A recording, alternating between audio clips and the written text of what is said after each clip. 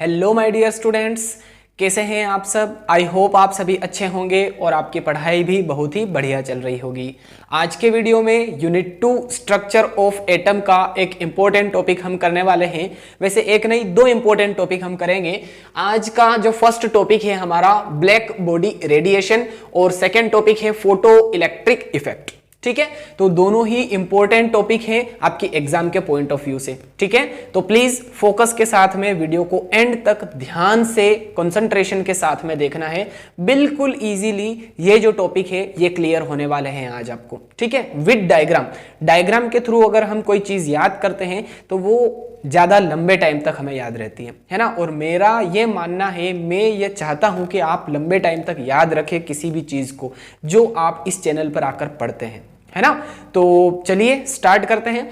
देखिए, सबसे पहले ब्लैक बॉडी रेडिएशन की जो डेफिनेशन है वो हम देख लेते हैं कि ब्लैक बॉडी रेडिएशन का मतलब होता क्या है ना। चलिए, तो क्या लिखा है इसमें, an ideal body that emits and absorbs all frequencies of radiations is called a black body. ठीक है, अब देखिए, सबसे पहले ब्लैक बॉडी रेडिएशन को समझने से पहले हम ब्लैक बॉडी किसे कहते हैं ये समझते हैं, है ना, ताकि फिर ब्लैक बॉडी रेडिएशन को हम अच्छे से समझ पाए। ठीक है, तो ब्लैक बॉडी किसे कहते हैं, लिखा है अन आइडियल बॉडी, एक ऐसी आइडियल बॉडी जो इमिट करती हो और एब्जॉर्ब करती हो ऑल फ्रीक्वेंसीज ऑफ रेडिएशंस को, है ना। जितनी भी फ्रीक्वेंसीज की जो रेडिएशंस है उन सबको एब्जॉर्ब भी कर ले और इमिट भी कर ले, है ना, इमिट भी कर दे। तो उस टाइप की जो बॉडी होती है उस आइडियल बॉडी को ही हम कहते हैं ब्लैक बॉडी। ठीक है, फिर से रिवाइज कर रहा हूं, ध्यान दीजिएगा। ऐसी बॉडी जो हर एक फ्रीक्वेंसी की रेडिएशन को या हर एक फ्रीक्वेंसी की वेव्स को एब्जॉर्ब भी कर ले और उसको इमिट भी कर दे, है ना, एब्जॉर्ब भी कर ले और इमिट भी कर दे, तो उस टाइप की बॉडी को हम कहते हैं ब्लैक बॉडी। ठीक है, ब्लैक बॉडी किसे कहते हैं ये क्लियर हो चुका है। नेक्स्ट लिखा है यहां पर, the radiation emitted bye such a body is called black body radiation, है ना।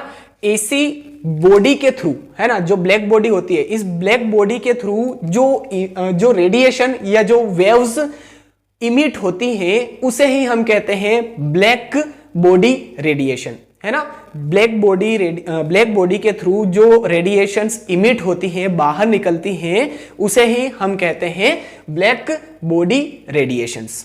ओके, अब नेक्स्ट लिखा है, आगे लिखा है, in practice no such body exists, है ना। मतलब कि अभी तक फिलहाल में कोई ऐसी बॉडी नहीं पाई गई है जो एग्जैक्टली ब्लैक बॉडी हो, है ना, जो हर एक फ्रीक्वेंसी की लाइट को एब्जॉर्ब भी कर ले और इमिट भी कर दे। ऐसी कोई भी ब्लैक बॉडी अभी तक नहीं पाई गई है। ठीक है, यही लिखा है यहां पर।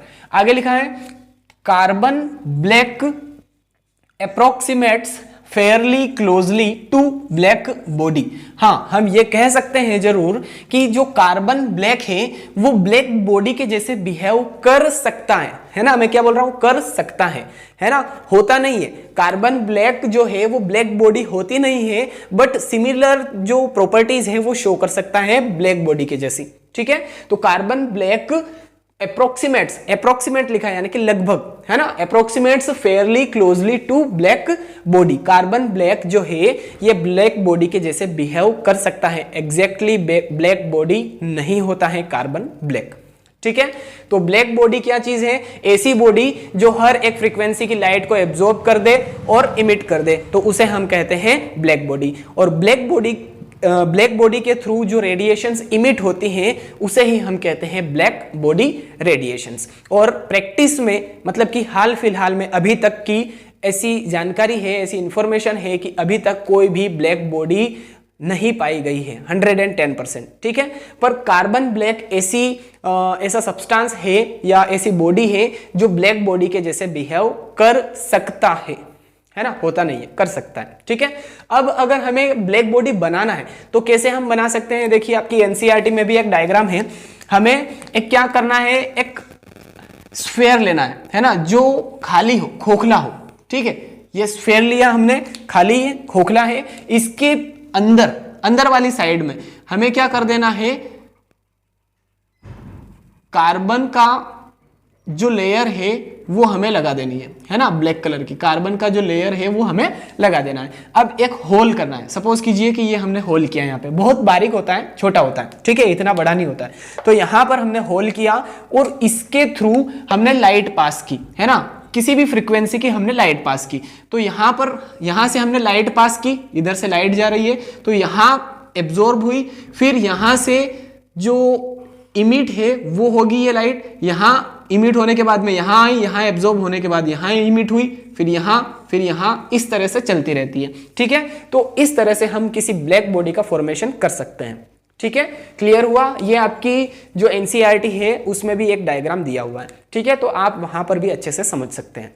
क्लियर है? चलिए अब नेक्स्ट टॉपिक है हमारा फोटो इलेक्ट्रिक इफेक्ट, ठीक है। अब देखिए यहां पर जो फोटो इलेक्ट्रिक इफेक्ट है, वर्ड पर फोकस कीजिए, है ना। देखिए फोटो मीन्स होता है लाइट, ठीक है। फोटो मीन्स क्या होता है? लाइट। केमिस्ट्री की लैंग्वेज में लाइट कहते हैं फोटो को, और इलेक्ट्रिक यानी कि इलेक्ट्रॉन, है ना। तो फोटो इलेक्ट्रिक इफेक्ट का मतलब यह होता है कि जब हम किसी सब्सटेंस के ऊपर, किसी मेटल के ऊपर अगर लाइट गिराते हैं, है ना, लाइट स्ट्राइक करते हैं किसी मेटल की सरफेस के ऊपर, तो वहां से इलेक्ट्रॉन इजेक्ट होते हैं, इलेक्ट्रॉन निकलते हैं, तो उसी इफेक्ट को हम कहते हैं फोटो इलेक्ट्रिक इफेक्ट, ठीक है। चलिए ओवरव्यू मिल गया, अब इसकी डेफिनेशन देखते हैं। क्या लिखा है? It is a phenomena in which electrons are ejected from the surface of a metal when light is incident on it, ठीक है। अब देखिए हमने क्या किया, सबसे पहली बात तो ये कि ये जो प्रैक्टिकल है ना, ये जो एक्सपेरिमेंट है, ये हर्ट्ज ने किया था, है ना, HERTZ, और इनके नाम पर ही जो हर्ट्ज यूनिट लिखते हैं हम, HZ, वो रखी गई है, ठीक है। तो सबसे पहले हर्ट्ज ने इस प्रैक्टिकल को किया था, इस एक्सपेरिमेंट को किया था, है ना। उन्होंने क्या बताया था? उन्होंने एक एक्सपेरिमेंट किया था, और उस एक्सपेरिमेंट में उन्होंने क्या किया कि एक वैक्यूम चैम्बर लिया। चलिए मैं आपको डायग्राम के थ्रू यहां पर बताऊंगा, ये पहले आप स्क्रीनशॉट ले लीजिए। ब्लैक बॉडी रेडिएशन को मैं अभी रफ कर रहा हूं, है ना, ताकि मैं आपको एक्सप्लेन कर सकूं विद डायग्राम, ठीक है। चलिए अब हर्ट्ज ने अपना जो एक्सपेरिमेंट किया वो हम यहां पर डायग्राम के थ्रू समझने की कोशिश करते हैं, है ना। सबसे पहले देखिए उन्होंने क्या किया, एक वैक्यूम चैम्बर लिया, ठीक है। इस वैक्यूम चैम्बर के अंदर एक मेटल ली और एक डिटेक्टर लिया, और इन दोनों को एक बैटरी और अमीटर से कनेक्ट कर दिया, ठीक है। मेटल और डिटेक्टर को बैटरी और अमीटर से कनेक्ट कर दिया। अब उन्होंने क्या किया, एक लाइट जो है वो पास की मेटल के सरफेस के ऊपर, है ना। तो जैसे ही लाइट पास की इस मेटल की सरफेस के ऊपर, तो यहां से क्या हुआ, इलेक्ट्रॉन जो है वो इजेक्ट हुए, है ना। इस सरफेस से इलेक्ट्रॉन्स जो है वो इजेक्ट हुए, ठीक है। तो इसी इफेक्ट को हर्ट्ज ने कहा फोटो इलेक्ट्रिक इफेक्ट, है ना, कि जब फोटो मींस लाइट, मैंने पहले ही क्लियर कर दिया था, ठीक है। जब लाइट पास करते हैं, जब लाइट गिराते हैं इस मेटल की सरफेस के ऊपर, तो यहां से इलेक्ट्रॉन इजेक्ट होते हैं, इलेक्ट्रॉन निकलते हैं। इलेक्ट्रॉन निकलने के बाद में कूद कर भागते हैं इधर उधर, ठीक है। काइनेटिक एनर्जी होती है इनमें, इसलिए, है ना, क्योंकि लाइट पास करवा रहे हैं ऊपर से, ठीक है। तो फोटोन लाइट के थ्रू इलेक्ट्रॉन इजेक्ट हो रहे हैं, इसीलिए इसको फोटो इलेक्ट्रिक इफेक्ट कहते हैं, ठीक है। क्लियर है? यही लिखा था यहां पर, it is a phenomena in which electrons are ejected from the surface of a metal, है ना। इलेक्ट्रॉन इजेक्ट हुए मेटल की सरफेस से, when light is incident on it, जब लाइट इसके ऊपर इंसिडेंट करवाते हैं, लाइट इसके ऊपर गिराते हैं, पास करते हैं, ठीक है। अब आगे लिखा है, these ejected electrons are called photo electrons, और ये जो इलेक्ट्रॉन्स इजेक्ट हुए हैं इनको फोटो इलेक्ट्रॉन्स कहते हैं। फोटो इलेक्ट्रॉन्स क्यों कहा? क्योंकि लाइट के थ्रू इलेक्ट्रॉन्स प्रोड्यूस हुए हैं, जनरेट हुए हैं, तो इसीलिए इनको फोटो इलेक्ट्रॉन्स कहा गया हर्ट्ज के द्वारा।